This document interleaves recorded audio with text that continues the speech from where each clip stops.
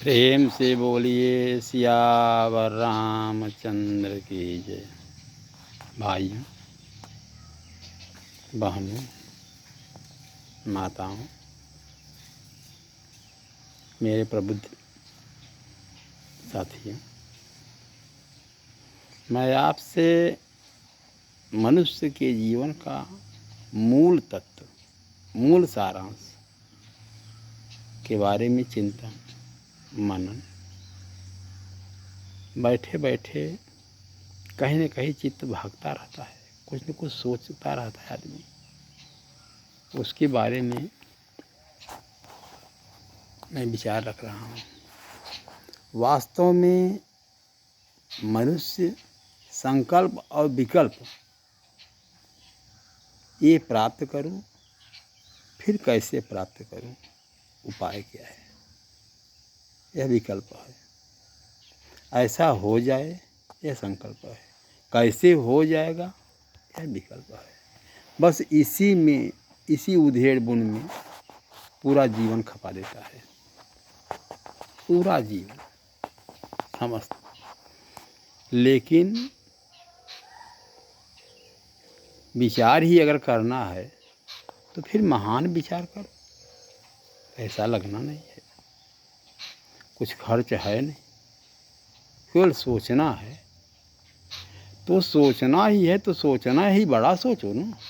मनुष्य तन क्यों प्राप्त हुआ, हम कब तक रहेंगे, हम किसके हैं, हम कहाँ आए हैं, मेरा मूल लक्ष्य क्या है, मुझे क्या प्राप्त करके जाना है, कहाँ जाना है, फिर कब आना है।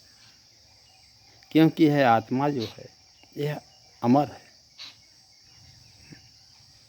यह शरीर जो है वासांश जीर्णान यथा विहाय, यह शरीर कपड़ा है। यह आत्मा पहनता है फिर उतारता है, फटा पुराना हुआ फेंक दिया, फिर दूसरा पहन लिया। तो रामायण की जैसी एक चौपाई है कि यही तन कर फल विषय न भाई, स्वर्ग स्वल्प अंत दुखदाई। विचार करने योग्य है। इस मनुष्य के शरीर के प्राप्त करने का फल यह नहीं है। नींद, भोजन, संपदा, पुत्र पुत्री, घर द्वार, काम, वासना, क्रोध, लेन देन, इसके लिए यह तन प्राप्त नहीं हुआ है।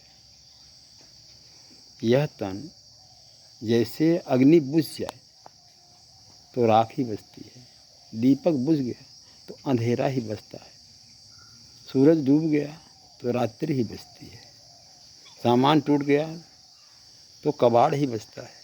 उसी प्रकार से यह तन अगर चूक हो गया तो भी मुझे तिर्यक योनियाँ प्राप्त होती हैं। तिर्यक योनियाँ कुत्ता, बिल्ली, सूकर, पशु, पक्षी, वैभवशाली, दरिद्र, यह सब चीज़ें चूक होने के बाद ही प्राप्त होता है। अच्छा, नींद में ही हम खोए हैं तो गधा होकर के भी नींद ले सकते हैं। स्त्रियों के पीछे, पत्नी के पीछे, काम वासनाओं में लिप्त हूँ, यह तो कुत्ता भी लिप्त रहता है, मक्खियाँ भी लिप्त रहती हैं, कीड़े मकोड़े भी, पशु पक्षी भी काम में लिप्त रहते हैं। पुत्र में लिप्त हूँ तो सूअर को भी बच्चा रहता है। भोजन में ही लिप्त हूँ तो बैल भी भोजन कर लेता है, वह भी भोजन का स्वाद हरी हरी दूब। जितना हमें आपके मिठाइयाँ, स्वादिष्ट व्यंजन खाने से जो स्वाद प्राप्त होता है, वह उन्हें पशुओं को हरी दूब खाने से ही वह स्वाद प्राप्त होता है। तो सारे स्वाद, सारे सुख, सब दुख, सब चीज़ तो हर योनियों में प्राप्त होता रहता है। अगर मनुष्य योनि में आकर के हम इसी में फंसे हैं तो मुझे प्राप्त क्या हुआ, क्या प्राप्त हुआ? मैं पुत्र के पीछे ही फंसा हूँ, ये पढ़ाई करना है, वो बिल्डिंग बनाना है, ये एडमिशन करना है, वो दरोगा बनाना है, ये राजा बनना है, ऐसा नाम करना है।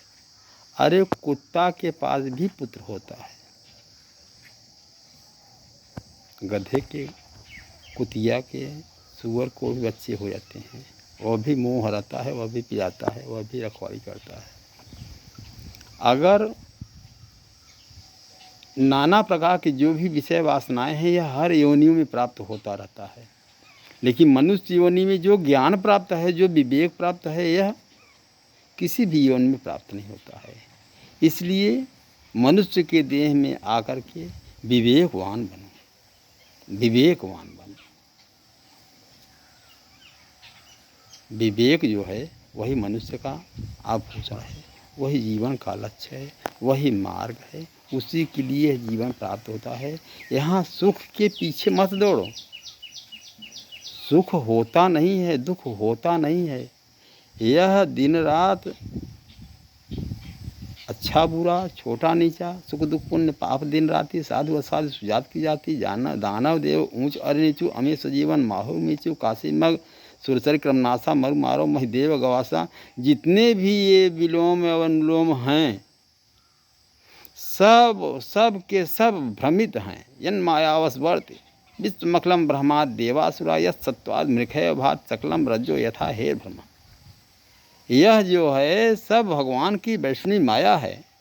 रस्सी में भी मुझे सर्प दिखता है, यह उनकी यन मायावश वर्त विश्वमखलम ब्रह्मादि देवासुरा, ब्रह्मा आदि देवता जो सुर हैं, यह सब जो है माया में बंधे हुए हैं, वैष्णवी माया से चल रहे हैं, और यहाँ कुछ टिकने वाला नहीं है। इसलिए हम परीक्षा के घड़ी में हैं और हमें विवेकवान होकर जीना है। हमारा मेन उद्देश्य, मेन लक्ष्य यही होना चाहिए। यही मनुष्य का जीवन है। सुख टिकता नहीं, दुख टिकता नहीं, आता है जाता है, आता है जाता है। ऐसे में हम किसी के प्रति स्वार्थ, निस्वार्थ, नाना प्रकार की जो भी रीति रिवाज करते हैं, यह सब भ्रमित है। क्या मांगो कछु फिर न रहाई, देखत नयन चला जग जाई। यह कौन बोला है? यह सुतीक्षण जी श्री रामचंद्र जी से बोलते हैं कि हे भगवान, मैं क्या मांगूं? इस संसार में क्या रहने वाला है, क्या टिकने वाला है? आपको जो अच्छा लगे तुम्हें नीक लागे रघुराई, सो मोहि देव दास सुखदाई। जो आपको अच्छा लगे वही मुझे दे दीजिए। अब देखिए भगवान को क्या अच्छा लगता है, दैवी क्या संपदा है। तो भगवान बोलते हैं अविरल भगति विरति विज्ञाना, ओहु तात गुण ज्ञान निधाना। अविरल भगति विरति विज्ञाना, ओहु तात गुण ज्ञान निधाना।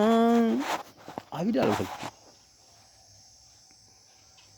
और अविरल भगत विरति विज्ञान।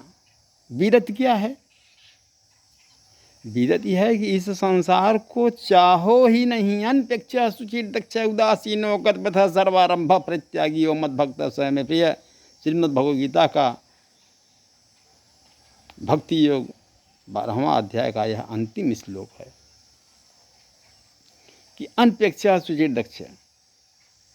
अंत के 3-4 श्लोक रह जाता है तब आता है कि चाहो ही मत, अनपेक्ष, इच्छा ही मत करो। तो इच्छा क्या है? इच्छा यही संसार है। इस संसार की क्या इच्छा करोगे? भगवान बोलते हैं कि अविरल भगत विरत विज्ञान। विरत क्या है? इस संसार को चाहो ही नहीं, विरत, वैराग्य हो जाए इससे, यही दैवी संपदा है। सोचो सोचो, मनन करो, चिंतन करो। जिसके पीछे लटके हुए हो, साथ जाने वाला नहीं है। कहते सब हैं पर सोचते नहीं। माँ से लड़ना, बाप से लड़ना, भैया से लड़ना, अरे मनीषी, सिद्धांतिक, विज्ञानवान, वैदज्ञ और विवेकवान पुरुष के लिए वसुधैव कुटुंबकम, यह वसुधा पूरा एक मेरा परिवार है। सबको आनंद देने के लिए मैं अवतार लिया हूँ।